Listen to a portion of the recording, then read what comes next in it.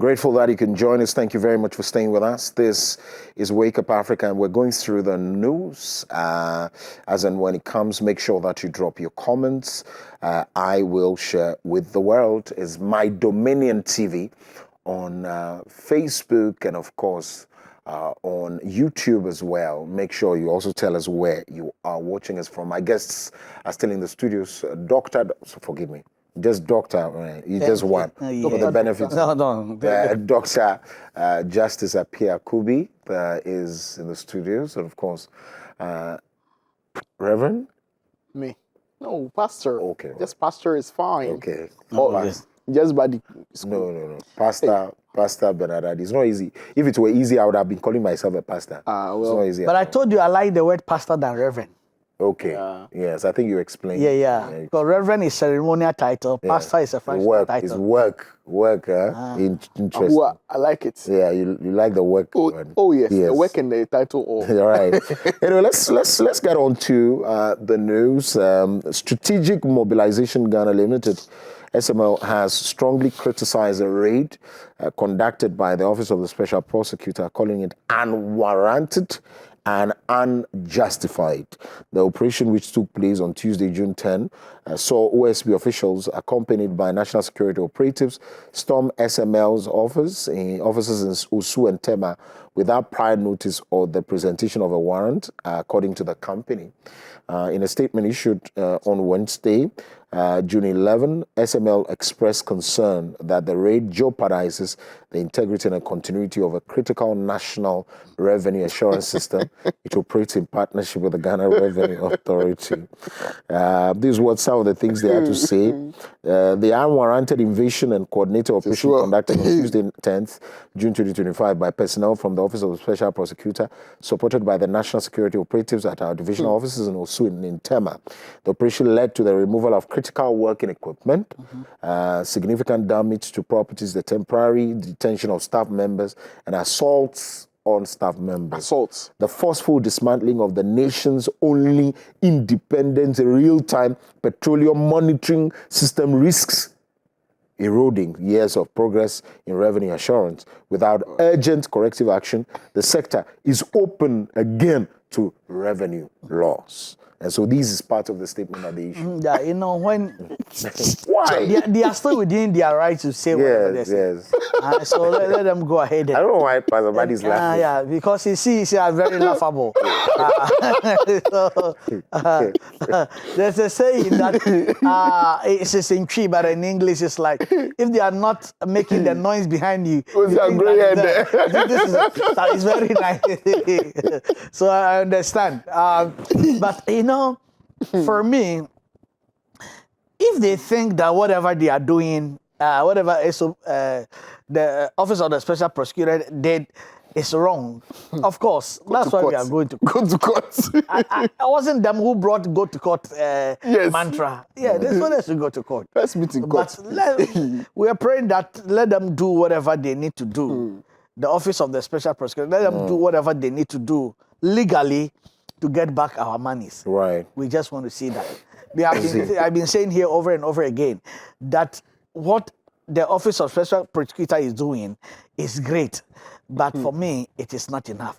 Get back our money, jail people. That is what I'm looking for. So what he's doing is the process. It's just like I said it before.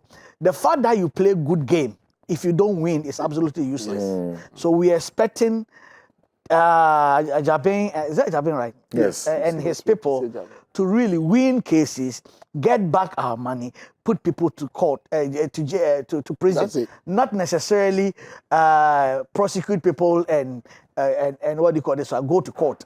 That one is not enough. The end game is a very important thing. So they should finish the end game well and win. Just like Chelsea is going to win the Club World Cup. Just something like that, Hey. Oh, you win that.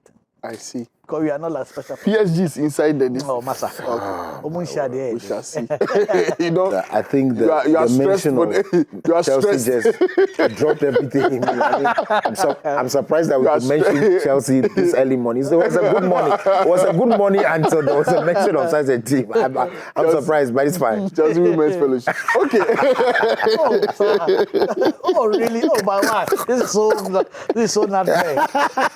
It's very unfair. You know, Yeah. the reason I was laughing is Yeah. that Manasseh Azuri and the Fourth Estate conducted an investigation some years ago. Yeah. They asked SML, please, what do you do? Why? What do you do? Uh-huh. Do you check the sheet? They say no. So it's on your website. Do you check the sheet? They say no. Do you check revenue? They say no. So what do you do? What do you do? Then they went to delete the portions of their bio that was highlighted by Fourth Estate. Right. But the money they were paying, you know what? Do you know that SML, I think they were called Smell at first. Mm-hmm. Or Smell, something of the sort. I think smell. They were Smell. smelling bad. Easy. So they applied for the contracts that they currently are executing Right. with the GRA. Right. And the GRA routed it through the public procurement agency. And public procurement said, these Smell people don't have the track record That's right. and the capability to execute such a contract. So no. They tried 3 times, and each time PPA said no. Mm-hmm. Then GRA, for some reason, in collaboration with the Ministry of Finance, this is the reason we are looking for Kenneth Oyata. Okay. They went and circumvented the PPA and gave it, they changed their name to SML, and then they got the contract somehow. All the things that they claim to be doing, the Petroleum Authority does it. If it is about the monitoring of revenue, if it's about So we pioneer in combining cutting-edge proprietary software with unparalleled hardware technology to deliver premier revenue assurance, real-time monitoring, and specialized audit services to clients. Did you read the KPMG report? Did you read the KPMG I'm just report? telling you what they are about. On your website? Yes. English, prof. Look, Strategic English. Why would you blame SML for what they are doing? I'll blame the SR Ministry of Finance for And even of course paying the them. GRA. And, well, Absolutely. yes, whoever was in charge of the GRA, yes. So they are a company. SML should not even be in operation. SML should not be in operation. That is, if they are not able to justify what exactly they are doing for our petroleum industry. Because what you say you are doing, it's like me coming with a certain Badi International Institute. What do? We provide educational services. Okay, but as what? Do you do monitoring? Do you do evaluation? Do you do examination? So it's educational services. What's that? And you look on our books and the government is paying us like $150 million. Okay, fine. But what do you do? You can't say. You say it's what? Unwarranted. Of course. It's unwarranted and the OSB has come to radio office without warrant.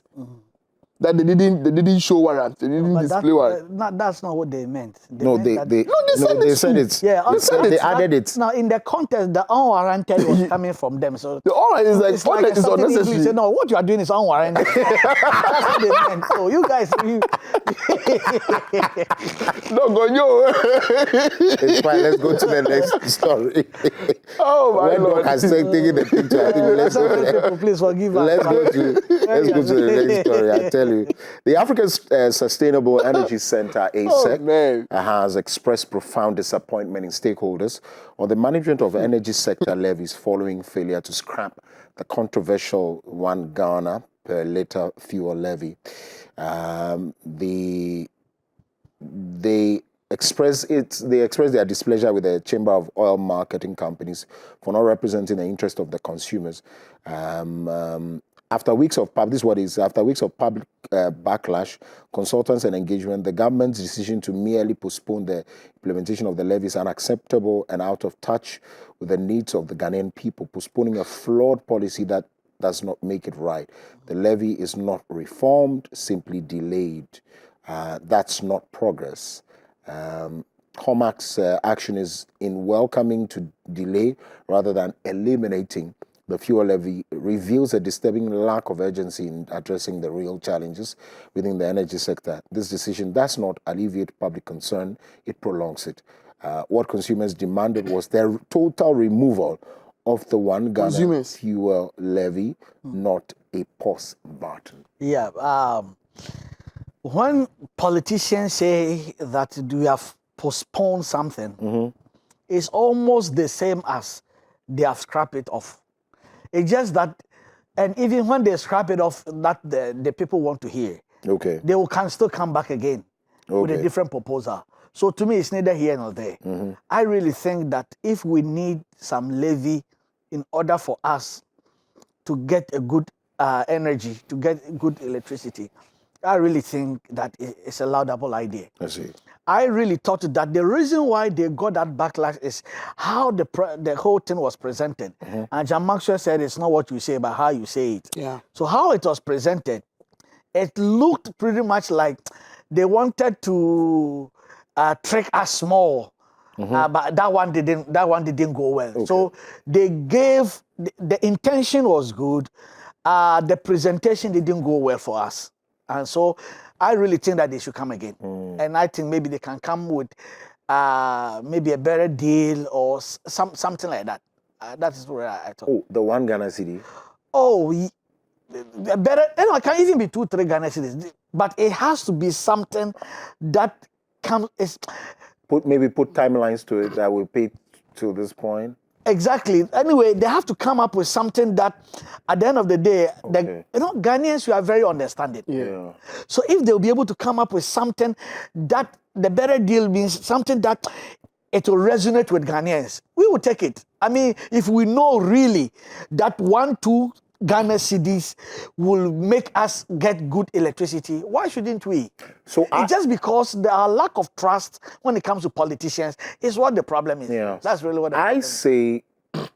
When you put timelines to it, which is of course very difficult for them, and I can understand because if you put timelines to it and you are not able to also deliver, it's more like promise and fail sort of a situation. Yeah, so the timeline can be like, for example, if you do the 10, finish it in 3 years, you can intentionally say 5 years.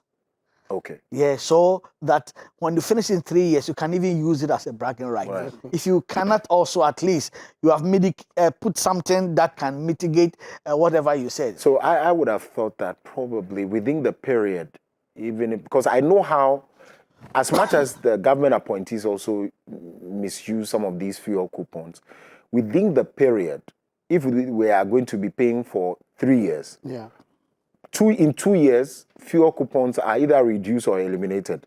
I think they should be eliminated. That kind of thing, so that it sends some positivity into the mind. I don't get what Esek is talking about. Right. I really don't get it. And the words that they're using are very strong. Talking about how, agency, consumer, I agree with the fact that the minister may not have presented it well, and the bill was rushed, very, very rushed. So the education wasn't really much, and maybe we need to know a little bit more. We've heard 2 stories of how the money is going to be used, whether it's going to be used to clear the debt or it's going to be used to keep the lights on. Right. We don't really know exactly what it's going to be used for, so maybe that clarification should come. But all things said and done, nobody's going to pay that debt for us. We are going to pay it. Yeah. And if we postpone it and say that, whatever, we have gained a lot. When the fuel was 17 cedis, we were buying. It's now 12 cedis. Even if it is raised to 13, it's not a loss. What have we lost? The government has worked very hard to stabilize the cedi. And right now, I think the dollar has been at 10 cedis for a while now. But the euro and the pound... I changed 11.80. Okay. 2 days ago, but that one, it was a divine intervention. Ooh. I like it that way because I needed to buy a ticket, and just around that time now, the dollar just came up. Slightly up, and then you... Yeah, I changed it fast and you see this to buy, to pay. So I You've then it gained a came- little. So mine was divine intervention. Yeah. See? I see. The dollar stabilized. Oh yes, They- yes. I think that the euro and the pound they keep coming down. They are coming down. Yeah, cry. I think the euro is now 11 cedis, and then the pound is now somewhere around 13. Ouch. Yes. So they keep coming Yeah, down. the pound. The euro. You said the euro. So It's now 11. no. Oh no, it's not. It's This morning when I check, it's 11. okay then. It's 11. Then when we change euros also. I think it was 13.1. Hey, no. I see. Yes, and you know the thing that we are talking about is the fact that this what's their name again? ASEC people. Yes. They have to really consider all sides That's right. instead of just focusing on lashing the government on you're supposed to do this, you're supposed to do this. The money that is there, the debts, we are going to pay it. Okay. We need to come out with solution. Okay, fine. We don't need to take the levy. How do we pay the debt? Have they said anything about that? Not really, not clear. It's just about, we have all talked about the seepages and the leakages. But the solutions. Yes. And again, President Mahama has announced, I don't know if you've heard, that 1st July is when the 24-hour economy is starting. We need power. Yes. So the conversation around power-related issues should always be around how we can keep the lights on and make sure that we clear the debts while we do so. You cannot, you see, if you are spending less, or if you are controlling your spending, but your income or your revenue is not increasing, you're not really making gains. Right. So while we are trying to control our spending, the government has cut down costs and expenditure a lot. We also need to increase revenue so that we can be in profit. Okay. Finally, the boyfriend allegedly shoots. We can do this in about just 2 minutes.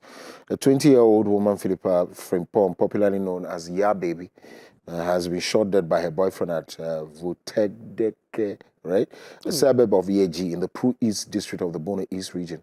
According to reports, a tragic incident occurred in the late afternoon of Tuesday, June 10.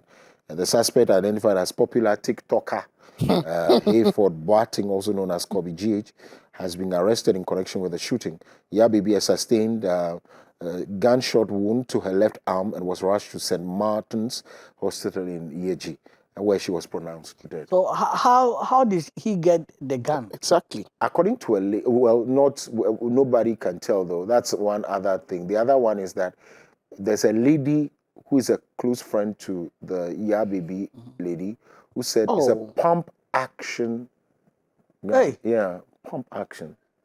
No, but don't be surprised too. I've sat here over and over again and said that the guns that people have in this country, if you see it and you know it, Wow. yeah, I've called on Dr. Adam Bona, who is in charge of the Small Arms Commission. But why did he shoot her? No, I don't know whether it was accidental. That's what people are more like accidental, and then it goes off, and all of it goes off. Accidental. Yes, I don't think it was because of a conflict. No.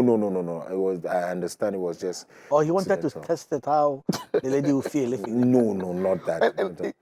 It was the arm that was left arm when we are told. No, the left arm. Yeah, left arm. But I hope that the lady is going to be okay. No, she's dead. The lady's dead. Oh really? Yeah, she's dead. She's been pronounced dead. She's dead. That beautiful lady is. Yeah, Yes. she's dead. It's gone. Oh, Pastor Bart, all the beautiful ladies are gone.